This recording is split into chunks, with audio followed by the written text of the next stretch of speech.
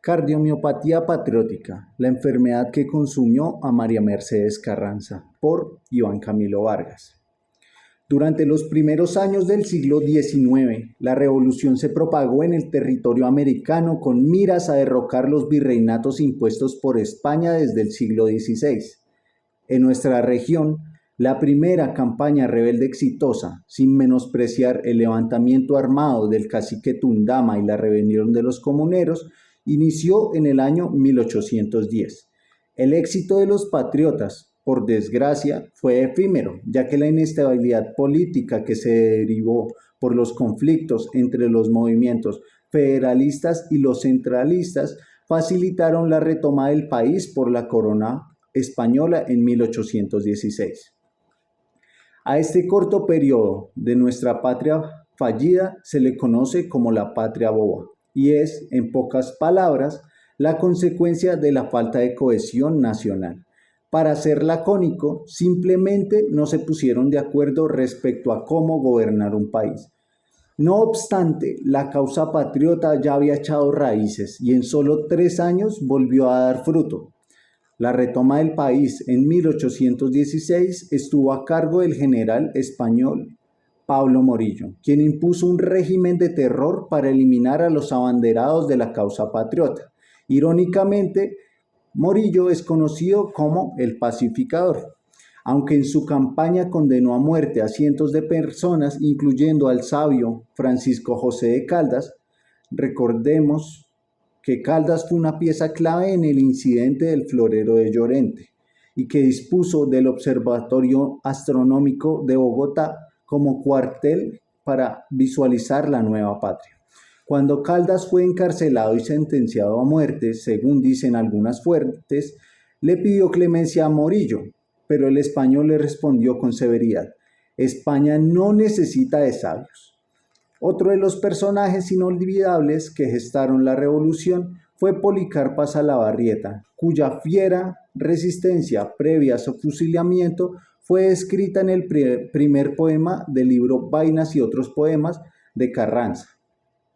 Tal vez o nunca entre las paredes de este cuarto la pola Salabarrieta tose, lagrimea y en resumen se asfixia, tanta muerte por la libertad y el orden para terminar en una patria boba, hecha entre chiste y chanza y más que nada por usted. La poeta bogotana, armada con palabras certeras, usó con frecuencia la poesía para fines sociales. Así fue como su obra trascendió la literatura y en la actualidad se ha consolidado como una de las grandes escritoras del país.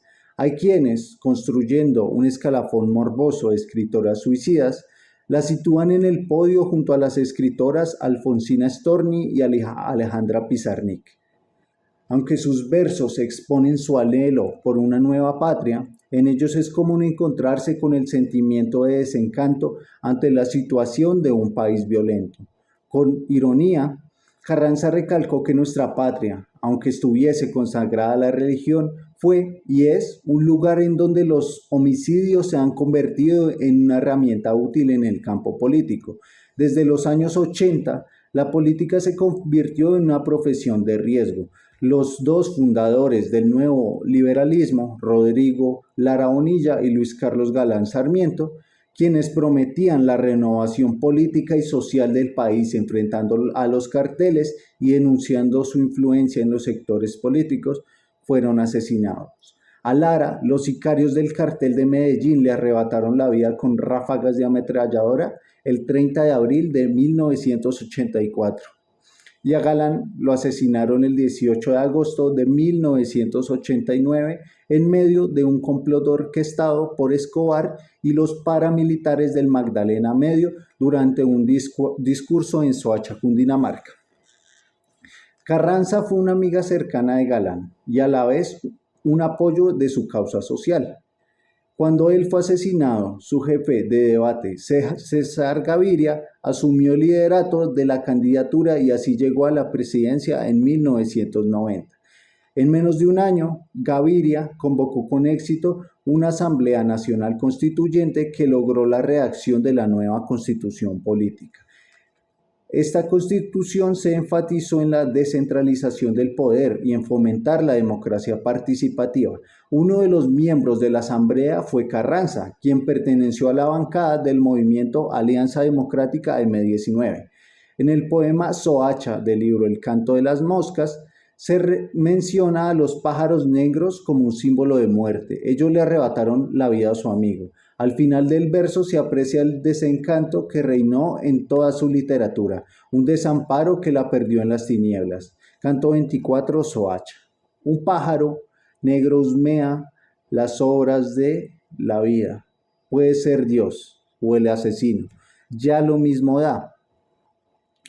En la década de 1990 a 1999, en el país del Sagrado Corazón, se alcanzó la atroz cifra de 30.000 homicidios por año. Y es evidente que el comercio de drogas en manos de los carteles y de las mafias políticas influyó en esta cifra. El poder que estos grupos tenían llegó a permearse en el cargo más importante del país, el del presidente. Cuando la selección de fútbol participaba en la Copa Mundial de Fútbol de 1994, los medios también compartieron la elección de Ernesto Samper Pizano como presidente del país. No obstante, de inmediato su victoria fue salpicada por uno de los escándalos de corrupción más célebres, el Proceso 8000. Un proceso judicial que, gracias a algunas grabaciones conocidas como narcocassettes, expuso el ingreso de dinero proveniente del cartel de Cali a su campaña presidencial. Aunque el fiscal declaró a Samper inocente, el sol no se tapaba con un dedo y quedó claro cuánto poder habían acaparado las mafias. Durante este periodo, las piezas informativas que se reproducían en los noticieros eran sobre asesinatos y masacres, pero eran tan comunes que se normalizaron. Y frente a esta escalada de violencia, el gobierno poco pudo hacer. Toda esta impunidad y violencia llegaron a hastiar a Carranza y ella, aunque padecía en su carne las heridas del país indolente, no escribió con el objetivo de inspirar compasión ni de cultivar los sentimientos trágicos del romanticismo, sino que utilizó el humor y la ironía como herramientas poéticas. Una de las obras más importantes de Carranza, El canto de las moscas, fue inspirada por las matanzas de la hermosa y terrible geografía colombiana. Cada poema o canto del libro representa un municipio del país en donde se perpetró una masacre. Los títulos coloridos de cada poema, Paujil, Miraflores, Mapiripán, contrastan con los eventos violentos que han derramado la sangre de nuestros compatriotas.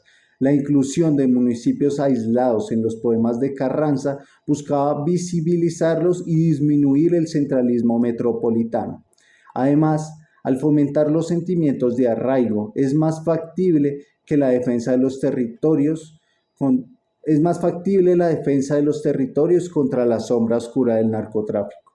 Estos poemas sencillos, con una composición similar a la métrica del haiku japonés, también tienen tonos ecologistas. Canto 12. Pájaro.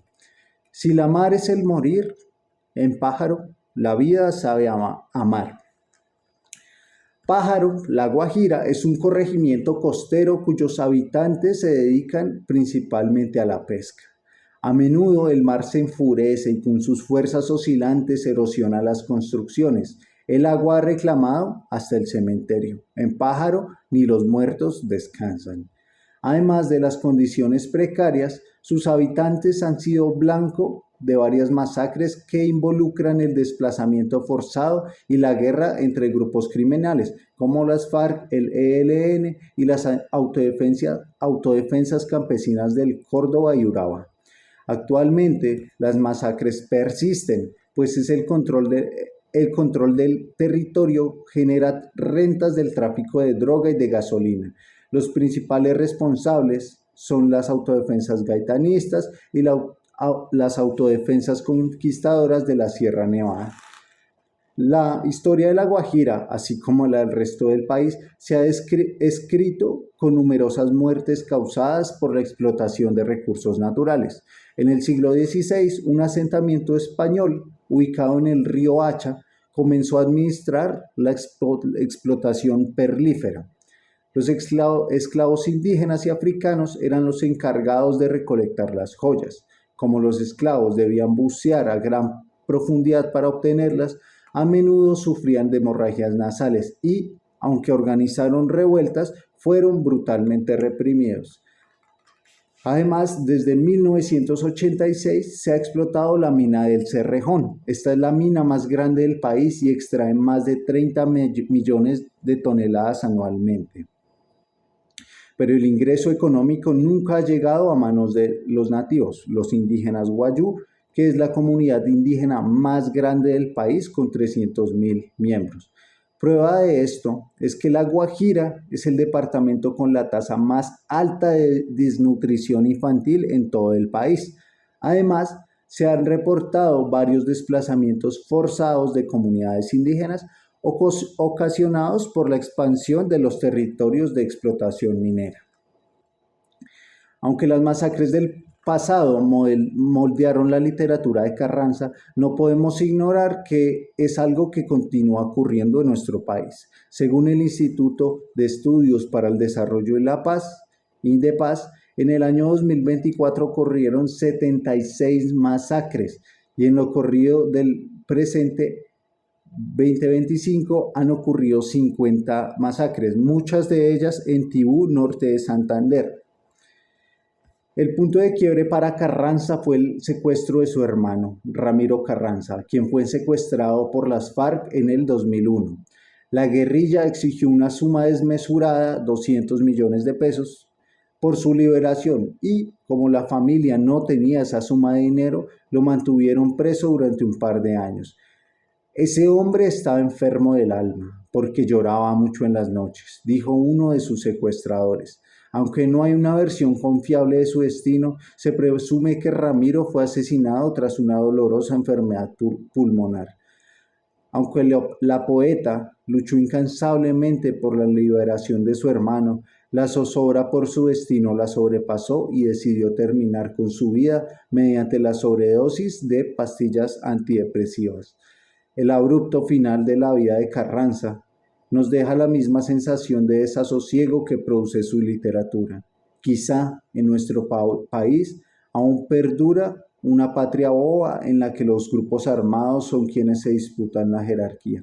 Aquí a menudo silban las balas, o tal vez es el viento que silba a través del techo desfoldado. Muchas gracias, ese es mi ensayo para participar en el concurso de ensayo del Pentágono de Recitales y espero les agrade. Chao.